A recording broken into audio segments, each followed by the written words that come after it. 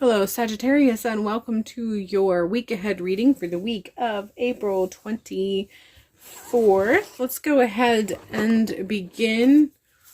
I'm trying to tap into the energy or a sense or a feeling of what I feel is coming through as far as what you're feeling when you're ending the prior week and entering this week. And there's just I just feel like the disgruntled sigh or a huff. So it's a sense of being, a state of being, just like, which I feel like that descriptive expression is better than actual words. All I'm getting is a and the sense of someone rolling their eyes or just, oh, not again, not this again. So this is what I'm tapping into, not this again.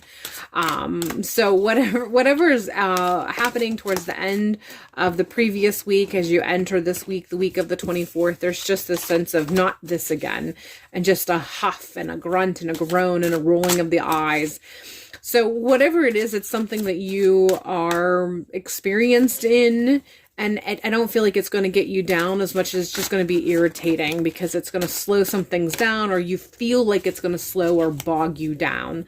So that's the energy that I'm getting right now. This, just like I said, this overall huff and just irritation and not this again, and a desire for this just not happen. And it's one of those, it feels like it's out of your control, predominantly out of your control. So it's something that you have to sort of wait around or work around. It's just something that kind of flows into your energy, and then you have to do what you need to do to flow with it, block however you can block, keep yourself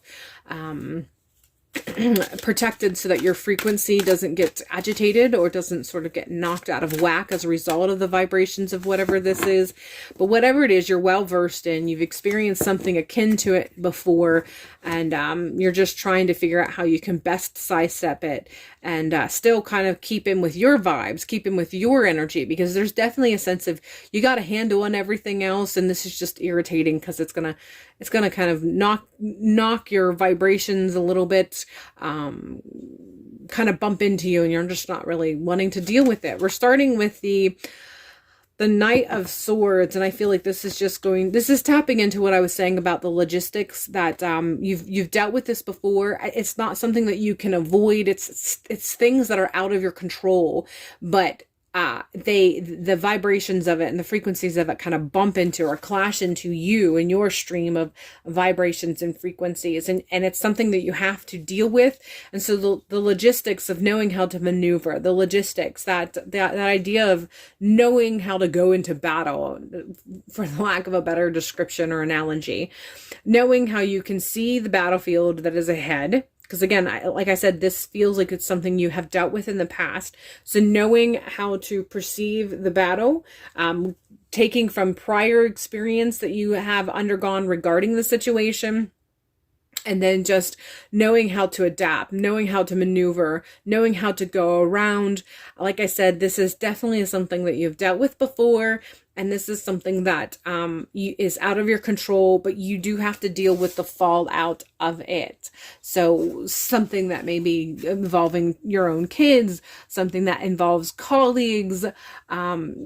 Those are the two things that come to mind. It's just, there's other people have made choices, and their choices are going to somehow impact your life, and you just have to maneuver and navigate however things go. We're following this with the King of Swords, and I feel like this is letting you know you are the master of these maneuvers. You're not just the knight on the field, on the battlefield, knowing when to move, knowing when to fight, knowing when to just kind of go around battlefields because it is possible, but you're the one who can call the shots also. You're the ones who can say that this is best for my people, being you and whoever else that you are in charge of in your life, who you have to take care of. The King of Swords is just letting you know that you aren't just on the battlefield, you're also the brains behind the operation, the one who is calling the shots and saying, yes, this is what we need to do. And so there's just a call to let you know that you are in charge, and don't forget that. Don't forget that you call the shots and that you can demand what gets done and not done as things unfold, however they unfold. Seven of Wands is coming in strong, letting you know that as you progress through the week, you just need to persevere.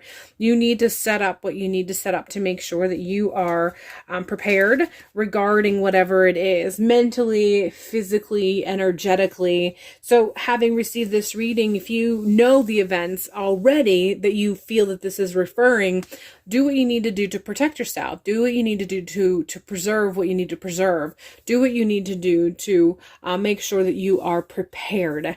That is the goal of this week. That is especially the first part of the week, to help you as you maneuver and move through whatever is apparently going to unfold for you as you progress through the week. So preparation. The Seven of Wands is coming through. Preparation for action, while you're also hoping that you'll never have to tap into those resources, is the other part of that. So sometimes we make preps, we do prep work, not because we know for a fact that it's going to be needed, as much as we just want to know that we have it should we need it. So kind of along the lines of, if you see that there's a chance that it might rain, but it also looks like there's a good chance that it won't rain, you take an umbrella, because it's better to have the umbrella and not need it than to need it and not have it. That's what the Seven of Wands is coming through with.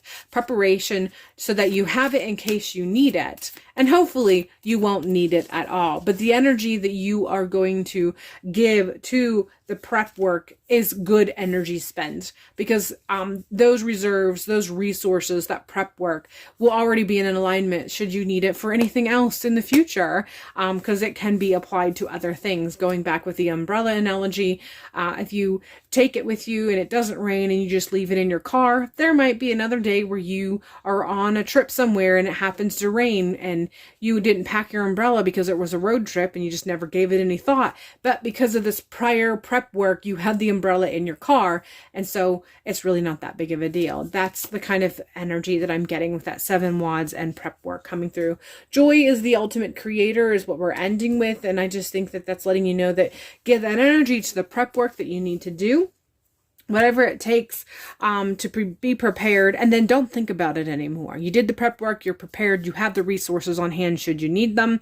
You logistically have handled this before, so you know what kind of action plans you may or may not have to take. So there's really not much energy that you have to give that. So then once the prep work is done, you can just focus back on your life, focus back on being happy, focus on creating joy in you and around you and your environment and with those that you love, and just focus on that. You have the resources should you need to pull them out.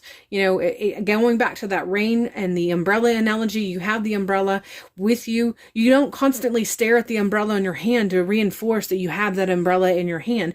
You are confident. You have it in your hand. You brought it at the end. You don't think about it unless the clouds roll in and you have to pull it up and open it up.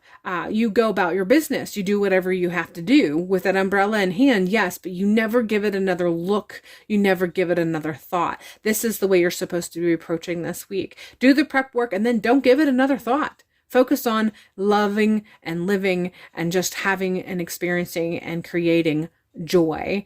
And that can actually be part of the pushback, just enjoying life and being happy. All right, Sagittarius, that is all I have for you for this week. I hope this has been empowering for you and has helped you to feel confident in past experience and current experience, and allows you to move through this week with finding joy and creating joy and experiencing joy. Other than that, hopefully I will see you in a future video.